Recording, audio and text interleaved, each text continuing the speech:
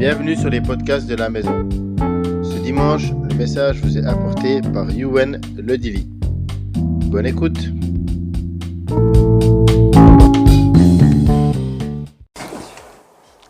Alors, excusez-moi déjà, j'ai une voix un petit peu fatiguée, mais ça va le faire. Alors, je suis content que David ait parlé de cadeaux, parce que c'était justement la question de mon introduction pour vous. As-tu déjà reçu un cadeau? Oui. Oui. Et est-ce que tu as aimé ça? Ah, qui est-ce qui aime recevoir des cadeaux? Ok. Alors, j'ai réfléchi à pourquoi est-ce qu'on aime recevoir des cadeaux. Il me semble que la plupart des gens aiment recevoir des cadeaux. C'est rare les gens qui n'aiment pas en recevoir. Mais je me suis dit, pourquoi on aime recevoir des cadeaux? Alors, ça implique que quelqu'un a pensé à toi. Et ça fait plaisir. Ça implique que quelqu'un, non seulement ait pensé à toi, mais sache ce que tu aimes. Normalement, si le cadeau te plaît, c'est que c'est quelque chose que tu aimes. Ça veut dire qu'il a réfléchi à ce qui te ferait plaisir. Ça veut dire qu'il a fait un effort de temps et parfois de finances, plus ou moins grosses, pour t'acheter ce cadeau.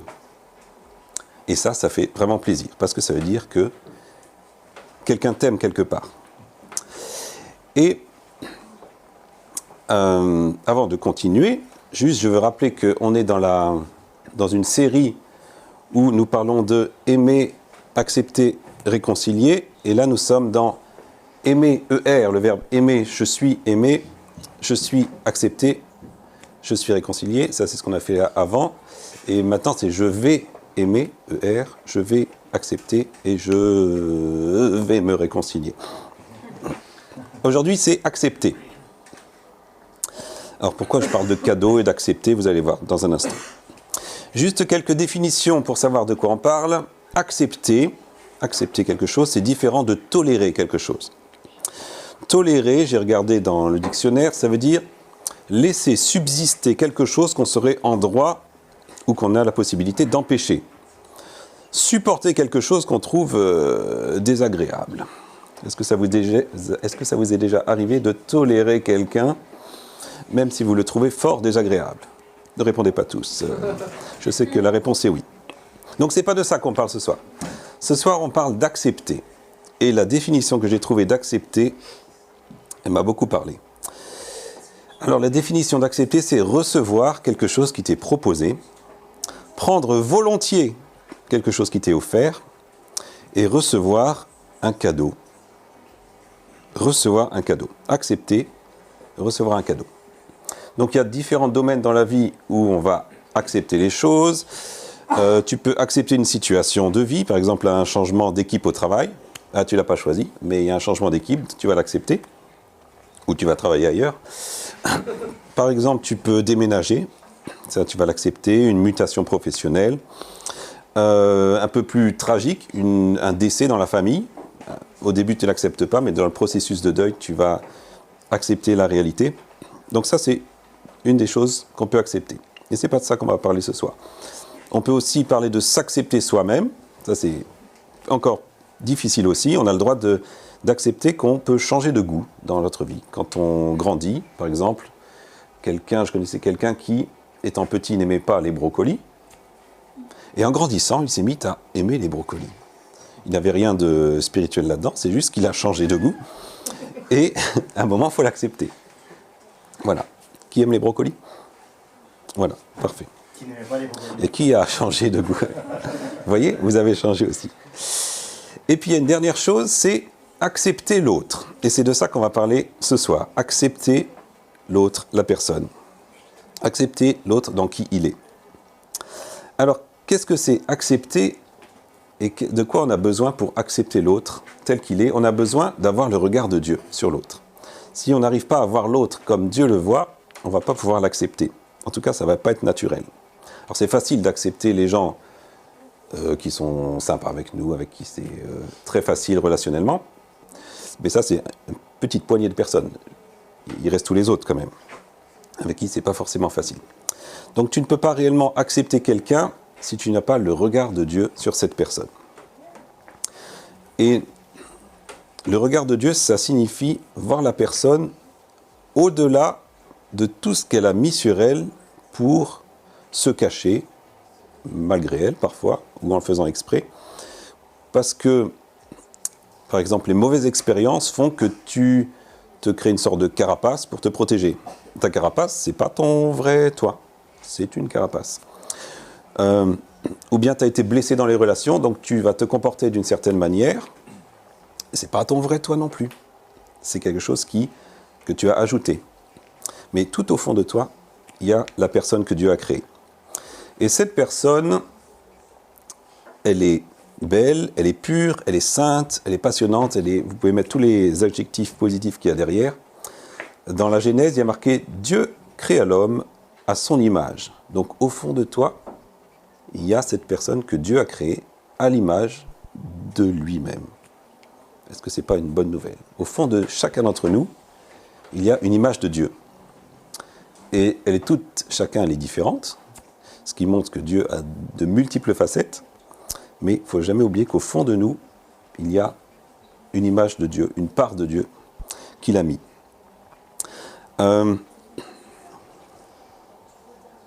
Alors, je vais parler de ma femme. Elle ne le sait pas. Mais, donc je connais Camille depuis bien longtemps, une vingtaine d'années presque. Et plus ça a avancé, plus j'ai appris à connaître ce que Dieu avait mis en elle. Je ne connais pas tout, mais je connais une bonne partie depuis 20 ans quand même. Et donc je peux dire que je connais sa vraie identité, si on généralise. Hein. Mais qu'est-ce qui arrive dans les conditions où elle n'est pas bien, ou par exemple elle a eu une journée difficile, des relations difficiles avec des gens, c'est pas sa vraie identité qui va ressortir, c'est valable pour elle, mais pour chacun d'entre vous, ok? Ça ne va pas être sa vraie identité qui va sortir, mais pourtant moi je la connais sa vraie identité, donc je vais venir lui rappeler qui elle est vraiment. Et normalement ça va l'aider. Ça t'aide? Ah, ça l'aide. Hein? Donc pour accepter quelqu'un, il faut avoir le regard de Dieu sur cette personne. Et plus tu vas être en relation avec la personne, plus tu vas la connaître et plus tu vas pouvoir voir qui elle est vraiment au fond. Ici, je ne vous connais pas tous de la même manière, il y en a certains que je connais plus que d'autres, d'autres moins. Donc pour certains, je connais certains aspects de Dieu qui est en vous, mais pas pour tout le monde. Donc plus vous allez vous rapprocher de quelqu'un, plus vous allez le connaître et connaître la face de Dieu qu'il y a en lui. Si vous acceptez d'avoir le regard, et que vous regardez au-delà des couches de protection qu'il s'est mises. Et je condamne personne d'avoir des couches de protection, on en a tous, c'est naturel, mais c'est juste pour rappeler que quand vous voyez quelqu'un, la couche de protection, il faut regarder plus loin, il faut regarder en dessous. Ok? Alors, accepter, c'est commencer une chasse au trésor. Dans Genèse, chapitre 1, donc ça raconte toute l'histoire de la création, et à la fin, il y a une espèce de conclusion. Dieu vit tout ce qu'il avait fait, et voici, cela était très bon. Est-ce que Dieu vous a fait? Oui. Eh bien, c'était très bon. Il était très content. Il est toujours très content d'ailleurs. Quand il vous regarde, il dit « Bien joué moi !» Franchement. Ou « Bien joué nous !» Si on prend le Père, le Fils et le Saint-Esprit. Bien joué, on a bien travaillé. Cela était très bon. Dans le très bon, il y a la notion d'être agréable, d'être plaisant. Et donc, lorsque tu es en connexion avec quelqu'un, moi, je t'encourage à être un chasseur de trésors, un chercheur de trésors, à essayer de trouver quel est le trésor que Dieu a mis à l'intérieur. Et alors, ce trésor, ça peut être sa personnalité, ça peut être son caractère, ses dons, ses passions. Il y a plein de trésors en chacun d'entre vous. D'ailleurs, personne dans cette pièce ne peut dire « je n'ai aucun trésor ». Vous pouvez le dire, mais ce n'est pas vrai.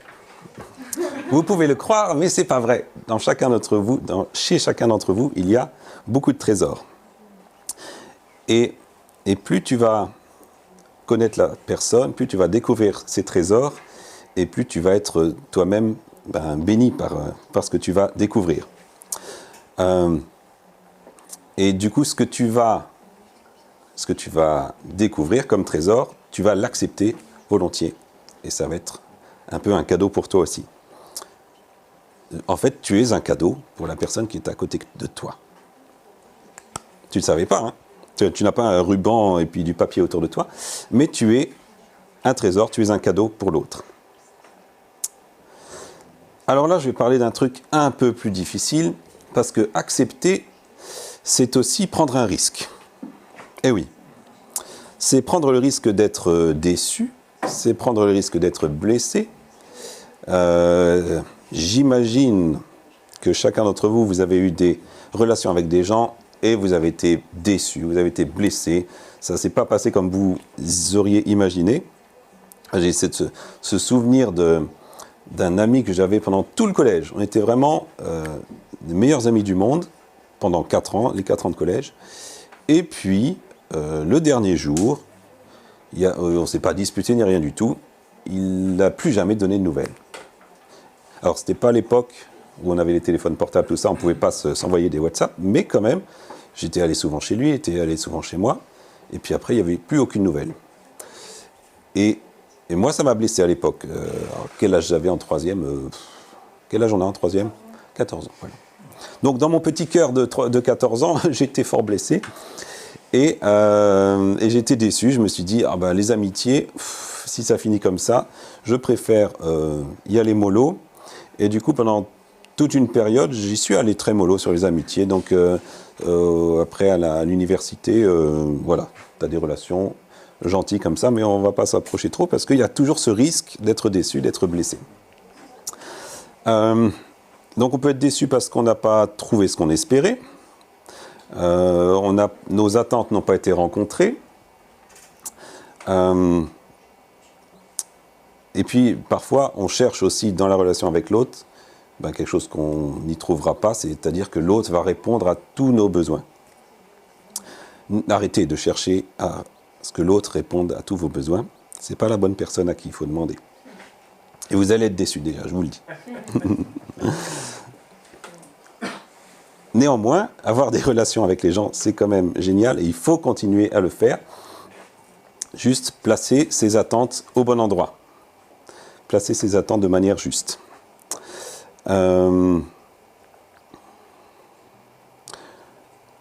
Donc accepter, comme j'ai dit, c'est vouloir reprendre le risque si on a été blessé, si on a été déçu. C'est se relancer et dire ça vaut le coup quand même, ça vaut le coup. Que j'aille vers l'autre en espérant qu'il se laisse découvrir, que je puisse voir les trésors qu'il y a en lui et puis que ça puisse me bénir.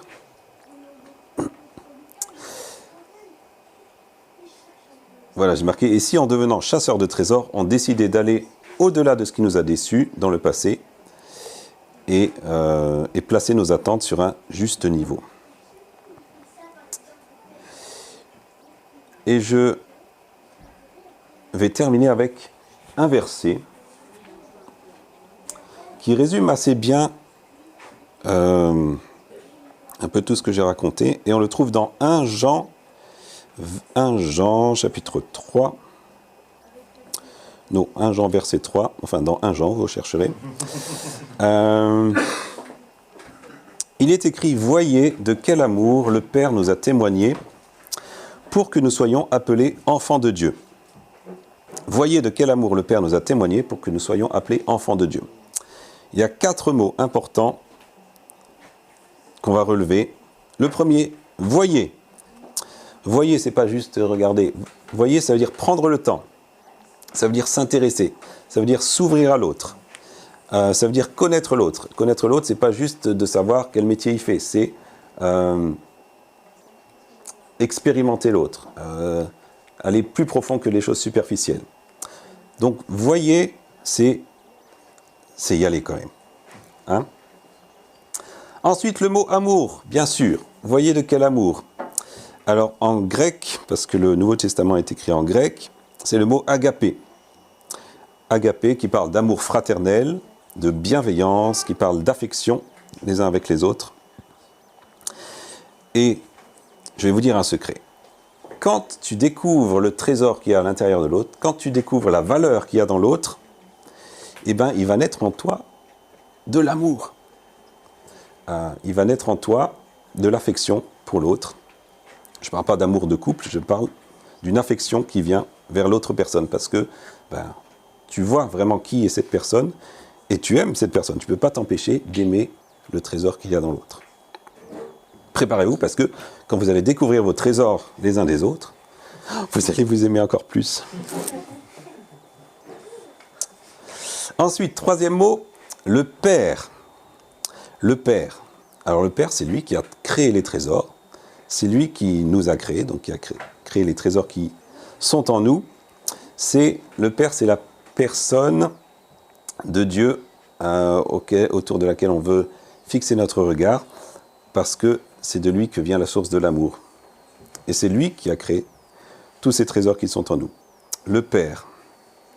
Et quatrième mot, enfant. Enfant de Dieu. Nous sommes appelés enfants de Dieu. Donc qui dit « nous sommes appelés enfants de Dieu » dit « nous sommes de la même famille ». Je vois qu'il y en a qui suivent. Très bien.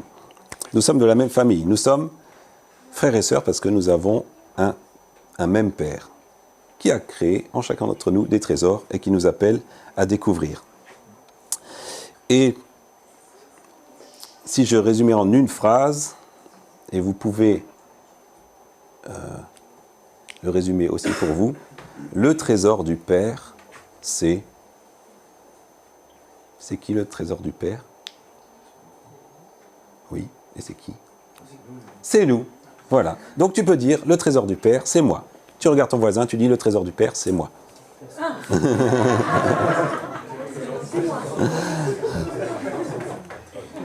Mais c'est pas parce que c'est moi que c'est pas toi. Le trésor du Père, c'est moi. Le trésor du Père, c'est toi. C'est chacun d'entre nous. Le nombre de trésors n'est pas limité, rassurez-vous. Donc on peut dire à ton voisin, c'est toi. Eh bien oui, dis-le à ton voisin, le trésor du Père, c'est toi.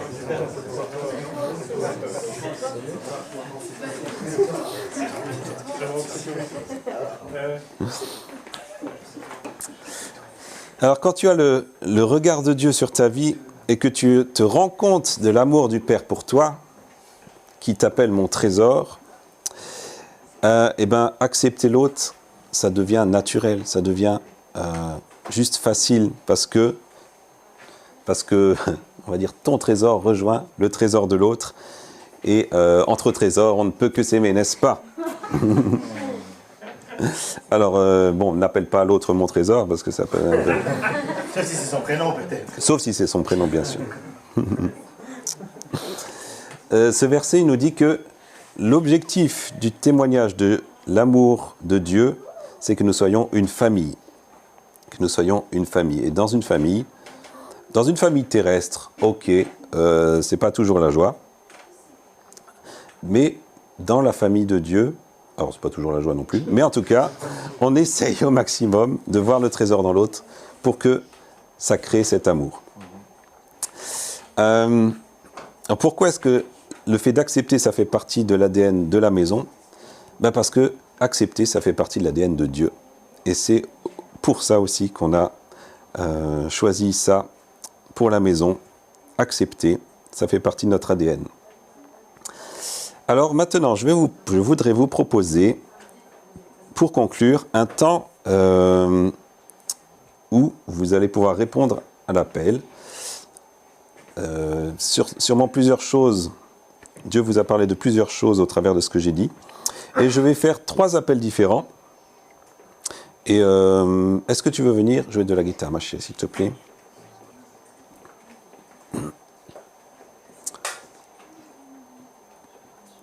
Alors le premier appel, ça va être « Ok, j'ai besoin de me rendre compte que le trésor du Père, c'est moi. » Après, je ne vous ferai pas lever la main, rassurez-vous, ça reste à l'intérieur de vous. J'ai besoin de me rendre compte que le trésor du Père, c'est moi. J'arrive pas toujours à ça. Première chose. Deuxième chose, j'ai envie d'être un chasseur de trésors chez toutes les personnes qui m'entourent. Donc, s'il te plaît, Seigneur, ouvre mes yeux, que je vois les trésors qu'il y a chez l'autre, que je vois au-delà des carapaces qui se sont mises. Ça, c'était la deuxième chose. Troisième chose, j'accepte de prendre le risque de, à nouveau, m'ouvrir et me donner dans la relation, même si par le passé ça a fait peur ou ça a fait mal. Donc sur ces trois choses, il peut y avoir les trois choses qui vous parlent, il peut y en avoir qu'une seule, mais ce que je voudrais, c'est que juste on puisse chacun à l'intérieur de nous répondre à Dieu, lui dire quelque chose à ce propos. Donc je répète, premièrement, j'ai besoin de me rendre compte que le trésor du Père, c'est moi. Deuxième chose, j'ai envie d'être un chasseur de trésors chez celui qui m'entoure, chez mon prochain. Et troisième chose, j'accepte de prendre le risque de m'ouvrir à nouveau à la relation, même si par le passé ça a été douloureux. Alors Jésus, on te remercie pour ta présence ici. On te remercie pour ton amour. On te remercie parce que le premier à nous accepter, c'était toi. C'est toi qui nous as acceptés. Comme nous étions, tu as su voir au travers de toutes les carapaces qu'on s'est mises, de toutes les protections qu'on s'est mises sur nous. Et tu nous acceptes parce que tu nous aimes. Et Jésus, je prie premièrement pour chacun d'entre nous, pour qu'on puisse voir réellement quelle est notre identité, ô combien est précieuse notre identité parce que c'est toi qui l'as créée. Ô combien est précieux le trésor qui est à l'intérieur de nous. Ô combien nous sommes aimés parce que nous avons été créés par toi à ton image. Et je prie, Seigneur, pour ce soir une révélation de ton amour sur nous-mêmes, sur qui tu as créé en nous. Je prie, Seigneur, que tu ôtes toutes les voiles et toutes les choses qui nous empêchent de voir à quel point nous sommes précieux. Je prie, Seigneur, pour que tu fasses tomber tous les mensonges aussi, qui sont venus pour dire sur nous des choses contraires à ta parole, des choses qui sont venues nous dévaloriser. Et je déclare ce soir que nous sommes faits à ton image. Nous sommes faits à l'image de Dieu. Et rien ne peut empêcher cela. Rien ne peut nous séparer de cet amour.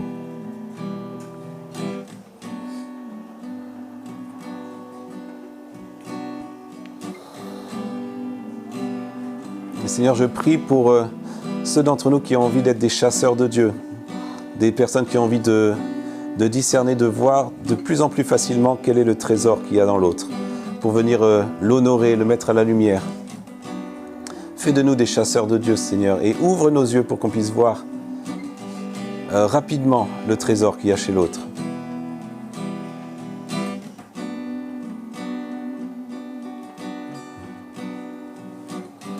Que l'amour que tu as mis en nous, ça puisse couler rapidement chez l'autre, alors qu'on voit le trésor qui est en lui.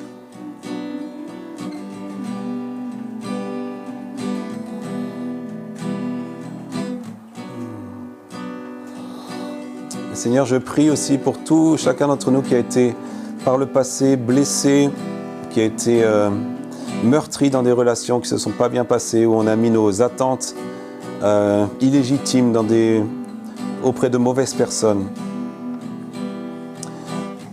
Mais Seigneur, donne-nous le courage ce soir de dire oui, je veux bien recommencer, je veux bien prendre le risque de recommencer, de m'ouvrir à nouveau, d'entrer en relation avec l'autre, d'aller au-delà de ce qui m'a blessé, au travers de ça, vivre une guérison.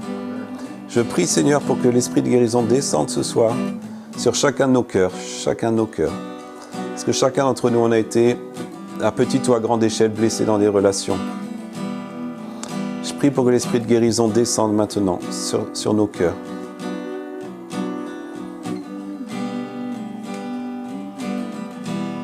Et Seigneur, je veux déclarer que nous sommes enfants de Dieu. Nous sommes enfants de Dieu.